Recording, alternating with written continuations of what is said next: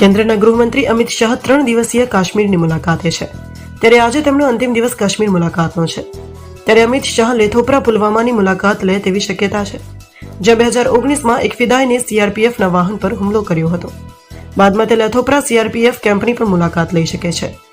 અમિત શાહ શ્રીનગરમાં પંચાયતના પ્રતિનિધિઓ અને ભારતીય જનતા પાર્ટી એટલે કે બીજેપીના નેતાઓને સંબોધિત કરશે.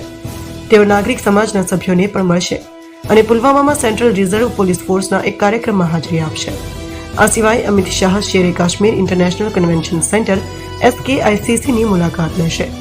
અમિત શાહ ઐતિહાસિક કેન્દ્રમાં વિવિધ નાગરિક સમાજના પ્રતિનિધિ મંડળોને મળશે અને જાહેર સભા કરશે.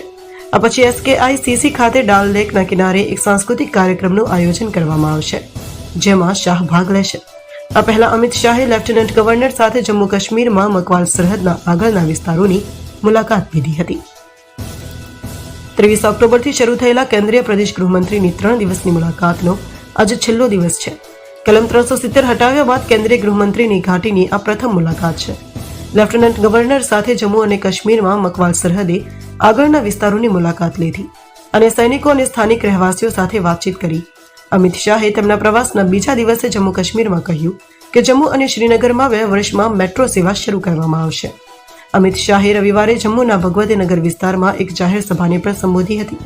આ દરમિયાન કેન્દ્ર શાસિત પ્રદેશમાં કરવામાં આવનારા વિકાસ કાર્યો વિશે વાત કરતા અમિત શાહે કહ્યું કે જમ્મુ એરપોર્ટનું વિસ્તરણ કરવામાં આવશે અને જમ્મુ કાશ્મીરના દરેક જિલ્લામાં હેલિકોપ્ટર સેવા પણ શરૂ કરવામાં આવશે. આજે એટલે કે સોમવારે તેમની મુલાકાતના છેલ્લા દિવસે તેઓ શ્રીનગરમાં વિવિધ વિકાસ પ્રોજેક્ટ્સનું ઉદ્ઘાટન અને શિલાન્યાસ કરશે. આગલા દિવસે રેલીને સંબોધતા શાહે કહ્યું હતું કે જમ્મુ કાશ્મીરમાં શરૂ થયેલા વિકાસના આ યુગને કોઈ રોકી શકશે નહીં. તે મંદિરોની ભૂમિ છે, માતા વૈષ્ણો દેવીની ભૂમિ છે, પ્રેમનાથ ડોગરાની ભૂમિ છે, શ્યામા પ્રસાદ મુખર્જીના બલિદાનની ભૂમિ છે. તેમણે કહ્યું કે અમે જમ્મુ કાશ્મીરમાં શાંતિ ભંગ કરનારાઓને સફળ નહીં થવા દઈશું.